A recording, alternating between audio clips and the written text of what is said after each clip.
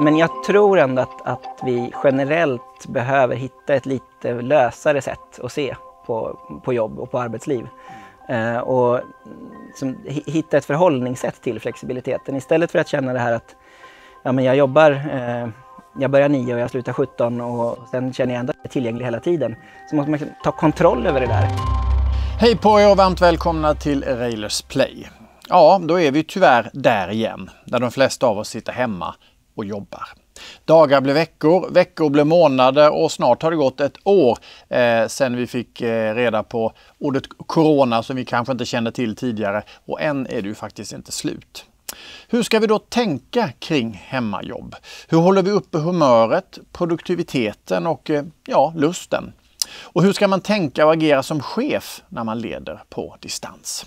Jag säger välkommen till Erik Fors André som är vd på GoMonday, ett företag som hjälper folk att hitta nya jobb. Och du har också sysslat mycket med det här med digitalt ledarskap i flera år. Kul att träffa dig. Tackar, kul att vara här. Ja, bra. Du Erik, berätta lite om dig själv först. Ja, jag är nörd kan man nog säga. Det är bra, det gillar vi. Jag har hållit på med digitala lösningar sedan någonstans mitten av 80-talet när jag började sätta mig vid pappas dator. Och på den vägen är det väl. Sen har jag mer och mer börjat att driva större projekt, driva egna företag. Sen är jag pappa till en 12-åring, gift med Jeanette, bor i Bromma. Scoutledare också. Och driver då GoMonday sedan 7 år tillbaka. GoMonday är ett bolag som hjälper människor vidare i jobblivet. Vi hjälper dig skaffa nytt jobb, starta företag eller utvecklas i ditt jobbliv. Och vi har sedan starten jobbat som ett helt distribuerat team. Så jag drog igång bolaget från kaféer och hotellobbyn. Jobbade med några personer i Sverige och några personer utomlands. Och sen körde vi drygt 5 år helt utan kontor. Och de flesta medarbetare hade jag aldrig träffat. Oj. Sen ungefär för 2 år sedan så konstaterade vi att det var 3 personer som var heltid i Stockholm. Så då skaffade vi en mötesplats, ett kontor där vi 3 träffas då. Men resten av teamet är fortfarande distribuerat. Jag har fortfarande inte träffat, de flesta har jag inte träffat. Men det är ju en väldigt speciell situation. Men hur känns det att inte ha träffat fysiskt de flesta av dina anställda? Alltså jag tycker ju att det är väldigt spännande när vi nu pratar om corona och sådär. Att för oss när corona kom, vi 3 som satt på kontoret, så var det ju faktiskt lite back to normal. Alltså för oss var det snarare att okej, nu lämnar vi kontoret och går tillbaka till vad vi gjorde innan. Det vill säga bara jobba på distans.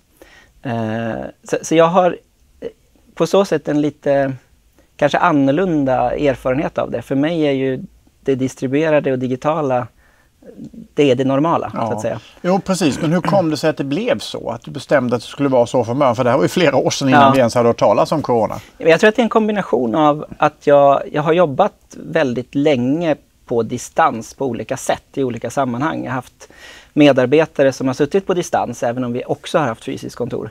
Så jag har liksom provat på det, haft erfarenheten av det, vet att det fungerar. Och sen i samband med att dra igång något nytt så är det ju en ren flexibilitet och kostnadsfråga. Precis, för det är ju det man brukar säga då, att det här kommer ju ställa, många företag kommer att gå ner i yta, kvadratmeter yta. Vi behöver inte så stora kontor längre och det är kostnadseffektivt. Man behöver inte åka på massa konferenser och grejer så där, även om det är kul såklart. Men vilka är de uppenbara fördelarna som du ser det med att jobba digitalt och hemma? Ja, eller var man nu sitter någonstans. Precis, jag tycker det finns många fördelar. Sen finns det förstås nackdelar också. Och så kan man ju se det med att ha ett fysiskt kontor också. Det finns för- och nackdelar med det. Men det största fördelen tycker jag är den flexibilitet det skapar. På olika plan. Alltså det skapar en flexibilitet naturligtvis dels i det fysiska rummet. Jag kan själv som medarbetare eller som chef välja var jag sitter.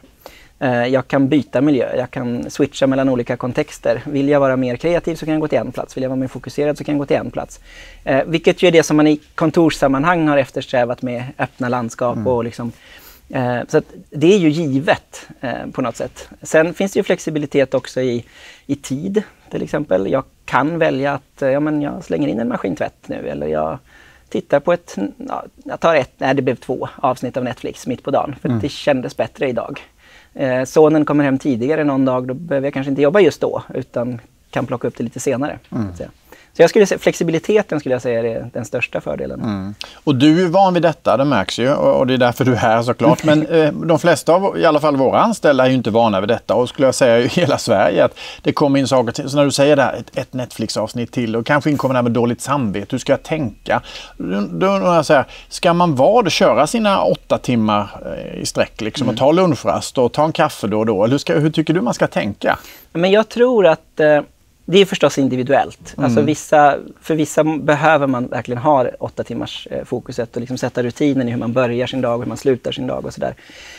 Så det är individuellt. Men jag tror ändå att vi generellt behöver hitta ett lite lösare sätt att se på jobb och på arbetsliv. Och liksom, hitta ett förhållningssätt till flexibiliteten. Istället för att känna det här att men jag börjar 9 och jag slutar 17 och sen känner jag ändå att jag är tillgänglig hela tiden. Så måste man ta kontroll över det där. Jag säger ju till mina medarbetare att det är alltid okej att höra av sig. Vill jag inte bli nådd så blir jag inte nådd. Då har jag stängt av. Så att liksom ta kontrollen över det. Om jag ska vara bortkopplad så är jag bortkopplad. Det är ju inte så att jag jobbar dygnet runt för att jag väljer att jobba när jag vill. För du vet ju vi svenskar är, vi är lite så här, vi ställer rätta gärna in oss i ledet och vi kan lätt få lite dåligt samvete och det finns en jante på axeln och lite sånt där. Så det är ju en ganska stor omställning för oss svenskar, eller hur? Ja, men jag tror det vi jobbar med på God Monday också är ju jobbliv och hur jobbet förändras och hur man kan få ett bättre jobbliv. Och jag brukar säga att jag tror att vi befinner oss i lite av ett limbo. Alltså vi vet att jobbet kan vara så mycket mer än bara ett jobb. Vi ser i undersökningar år efter år att ha ett meningsfullt jobb stiger. Det blir viktigare och viktigare. Lönen till och med börjar sjunka lite grann. Så vi vill någonting annat med jobbet. Väldigt många, framförallt unga, ser ju upp till mer gig-tänket eller bli YouTuber eller influencer. Så vi har liksom ett annat förhållningssätt till det rent mentalt. Men vi är inte riktigt där. När vi sen står inför den där friheten och flexibiliteten så är vi är inte vana vid det. Det blir svårt, det blir jobbigt. Men jag tror att det är en övergångsfas. Alltså vi mentalt så har vi kommit så mycket längre än vad vi kanske riktigt har förmågan än så länge att göra. Ja, Erik, just nu är vi inne i en andra coronavåg och vi har börjat flytta hem och jobba igen då efter att det fanns någon månad här där vi var lite mer på kontoren i alla fall. Du ska få titta på lite bilder hur det ser ut bland oss railare när vi sitter hemma. Du ser, här ser man lite roliga bilder på en som sitter i en isvak och jobbar dessutom. Fantastiskt. Och det är ju så att vi bad folk att skicka in bilder på hur de har det hemma och det blev ju succé, alla skickade. För man vill veta lite hur det ser ut hemma hos andra, hur de har det och sådär. Ja, härligt. Den där isvaken är ju verkligen, den är ju fantastisk. Jag har själv har jag ett exempel när jag satt och jobbade på en houseklubb i Hamburg i en sån här gunga i röken. Med en laptop. Mycket märklig situation. Ja, men isvaken slår nog nästan det faktiskt. Ja, men den är mycket bra för att säga. Den är svårslagen.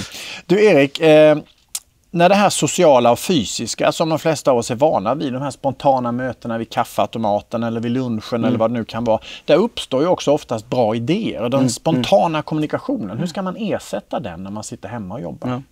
Ja, där tror jag att vi kommer in då på en av de saker som fortfarande är svår. Och just det här spontana, bara gå in till kollegan bredvid.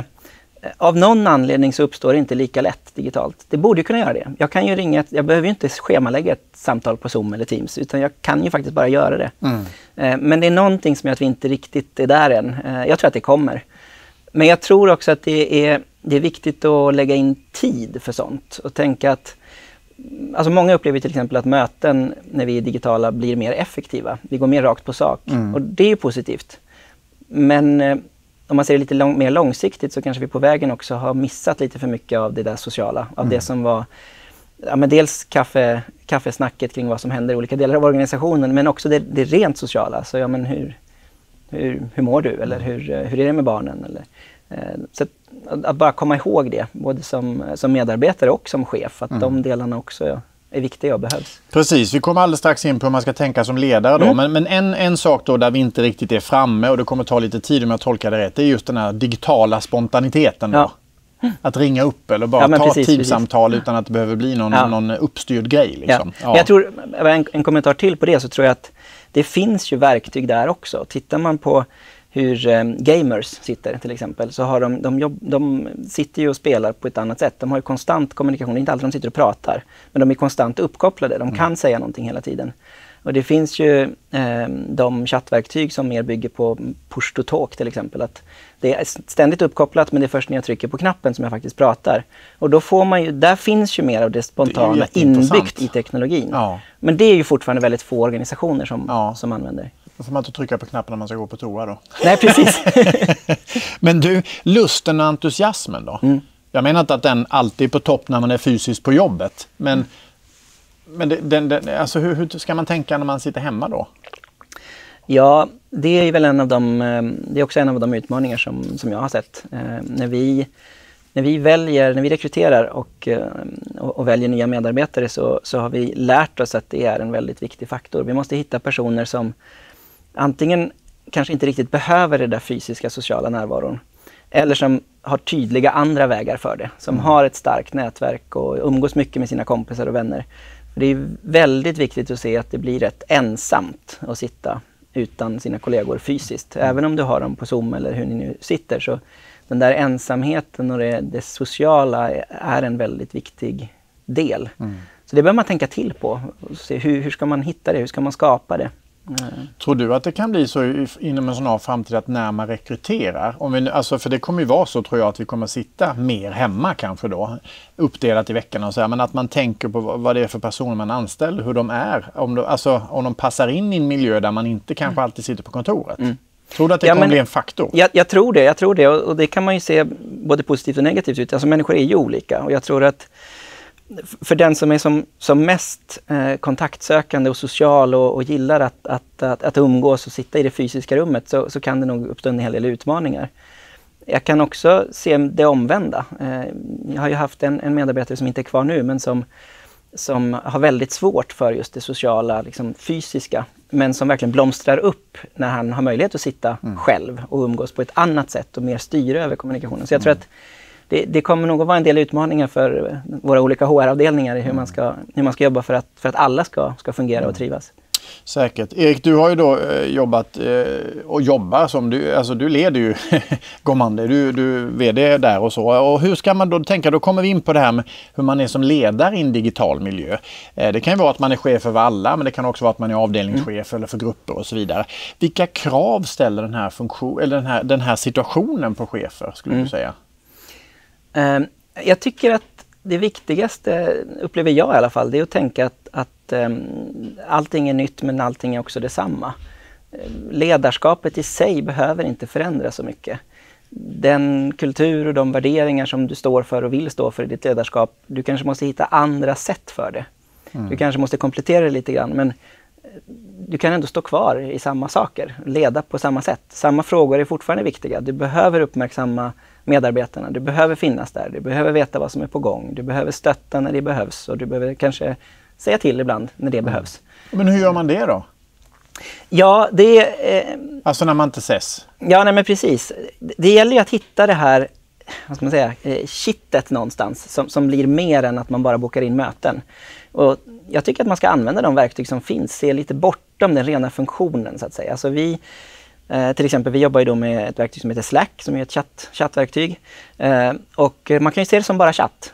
Eller så kan man ta det ett steg till och verkligen se till att använda alla funktioner som finns. Vi skickar ju emojis på allt möjligt. Vi lägger in GIF-animationer på allt möjligt. Vi skapar våra egna emojis. Så vi har ju Pippi Långstrump, en av våra förebilder rent kulturellt. Vi vill ha liksom Pippi-kultur. Ja. Så då har vi en emoji som är Pippi. Så man kan liksom sätta in sin lilla Pippi-emoji på saker och ting. Vi har haft medarbetare internationellt som inte har någon riktig kontakt i Sverige. Så därför har vi skaffat en kanelbulle-emoji för att liksom skapa någonting av det här. Det finns någonting svenskt i kanelbullen och så börjar man prata om det. Alltså att använda verktygen till mer än bara tekniska verktyg. Se att de faktiskt är en del av det där sociala. Och att man då, om jag tolkar det rätt, för du var inne på det tidigare också, där med att man är uppkopplade mer eller mindre hela tiden. Och att det inte behöver vara så uppstyrt med att nu klockan 13.30 har vi ett möte. Utan man kan chatta eller man kan göra annat också mellan de olika mötena. Ja, man uppehåller sociala kittet på så vis alltså. Ja. Sen tänker jag också som chef och ledare så tycker jag att en väldigt viktig sak i ledarskap är ju alltid att på något sätt föregå med gott exempel. Och då upplever jag själv när jag är ute och pratar med ledningsgrupper och sådär att det är fortfarande väldigt många chefer som ställer sig lite för långt ifrån frågorna själva. Alltså den där när man stöter på en chef som ska gå in i ett videomöte och i princip överlåter det åt någon annan att sätta upp mötet. Det har jag faktiskt väldigt svårt för. För jag tror att om något så är det du behöver göra som chef. Du behöver vara där. Det är du som ska göra det. Du behöver kunna det. Du kan i alla fall inte se tekniken som en fiende. Den kanske inte behöver vara din bästa vän, men den får inte vara din fiende. Utan du måste vara där. Du måste testa själv. Du måste in i verktygen. Du måste experimentera och våga använda olika funktioner. Och se det som att det är en naturlig del av ditt ledarskap. Så den här situationen ställer högre krav på tekniskt kunnande också vad det gäller tekniken då från våra chefer? Ja, men det tycker jag. Det tycker jag absolut. Jag kan ju tycka också att i skolan borde vara nära på ett grundämne. Alltså det är som att lära sig ett språk. Du får väldigt svårt att naturligt röra dig i en miljö som du inte är bekväm med. Du måste göra det bekväm med den. Du måste kunna testa olika verktyg. Inte bara känna att nu kommer ett nytt verktyg från IT-avdelningen utan vara en del i det där själv. Riskerar man annars att tappa i auktoritet så att säga bland sina anställda då? Eller auktoritet kanske är fel ord, men alltså som ledare? Ja, men jag tror att just det där, alltså engagemanget och inspirationen som du nämnde, det är där man tappar. Alltså hur ska du få dina medarbetare att känna sig bekväma i det och våga sig på nya verktyg eller lära sig nya verktyg om du inte själv gör det? Du behöver föregå lite grann där och känna dig bekväm med det. Men så om vi då liksom listar de uppenbara fördelarna med att jobba digitalt och även vara digital ledare. Vilka skulle du säga är det då? Bara för att summera lite här då. Jag skulle säga att oberoendet av plats och tid, flexibiliteten som det innebär, det är en väldigt viktig faktor. Sen tycker jag att det finns andra fördelar som kommer med att jobba mer digitalt. En sån är ju transparens. När vi jobbar i digitala verktyg så kan vi åtminstone välja att låta saker vara mer öppna. Vi på GoMonday till exempel har ju i Slack då öppna kanaler. Och en sak jag gör som chef är att jag kollar i Slacks statistik varje månad och ser hur mycket kommunikation har gått till privata kanaler och hur mycket gått i öppna kanaler. Och ibland så påpekar jag att nu pratar vi lite för mycket i de privata. Så det är klart det behövs en ansträngning där också, men jag tror att det finns en enorm fördel i gemenskap och i att medarbetare åtminstone kan känna till vad som är på gång, kan följa med en diskussion och inte känna det där att man står utanför eller att man inte vet vad som pågår i olika delar av organisationen. Sen sker det inte av sig självt, utan det är samma sak där att folk kommer inte engagera sig i allt bara för att de har möjlighet. Men möjligheten i sig är ändå viktig tycker jag i ett transparenshänseende. Och vad är de uppenbara negativa sakerna med att bara jobba på distans så att säga? Jag skulle nog lyfta upp dels det sociala som jag varit inne på. Att det blir lätt lite ensamt för många. Och den andra delen är det mer kreativa. Alltså vi kan vara otroligt effektiva när vi har Zoom-möten eller när vi har möten i digitala forum. Men den där kreativiteten som uppstår i en brainstorming-session i ett fysiskt rum när vi klistrar upp lappar på väggarna eller skriver på whiteboards eller börjar kladda på pappersark på bordet eller vad vi nu gör. Den är fortfarande svår tycker jag i ett digitalt sammanhang. Vi kan bli effektivare men kreativiteten är fortfarande lite svår att få till. Man kan ju se tydliga exempel på att när det gäller den digitala handeln så har vi tagit hästkliv nu och det gäller ju även visst miljöarbete och så vidare. Elbilar och man bara pratar mycket. Det händer jättemycket nu tycker jag bara som jag tror faktiskt har fått men det har på grund av corona kan man väl säga. Och det gäller ju även det här vi sitter och pratar om. Vilka lärdomar tror du att vi kommer att dra när det här är över så att säga? Av det vi pratar om nu. Ja, men jag hoppas att vi drar lärdomen att det faktiskt är möjligt. Att medarbetare, chefer och organisationer som helhet inser att det finns nackdelar men det finns också fördelar. Och det behöver kanske inte vara så svårt som vi trodde. Så jag tror att den här stora puffen på något sätt över en brant där alla människor plötsligt har en relation till att ha videomöten tror jag är väldigt, väldigt positiv och jag hoppas att vi kommer att behålla det. Sen tror jag att man redan på det här, det har trots allt gått ett år snart. Jag tror att det är ändå tillräckligt lång tid för att man också ska börja bli lite bekväm och man ska börja se kanske inte bara nackdelar eller bara fördelar utan kunna se att ett fysiskt möte har sin plats och ett digitalt möte har sin plats. Så jag hoppas ju att vi fortsätter att jobba så. Jag hoppas att det här verkligen har förändrat våra organisationer och vårt sätt att resa och vårt sätt att träffas. Sista frågan. Känns given efter det du började säga att du aldrig hade träffat en del av dina anställda. Kommer du göra det någon gång, tror du? Ja, men det hoppas jag. Vi har en liten plan nu på att vi ska åka. Vi har två medarbetare som befinner sig på samma ort nu. Så vi har en plan att vi tre som jobbar i Stockholm ska åka dit och besöka dem. Och sitta där och jobba några dagar på något coworking-ställe eller så. Historiskt tillfälle för God Måndags historia, helt enkelt. Precis. Ja, Erik, det var jättetrevligt att träffa dig och tack för goda råd och bra tankar i den här nya tiden, får vi väl säga, som vi alla befinner oss i. Tack för att du kom hit. Tack själv, jättespännande. Tack för att ni kollade. Snart dyker upp en ny intervju i Railers Play. Hej då!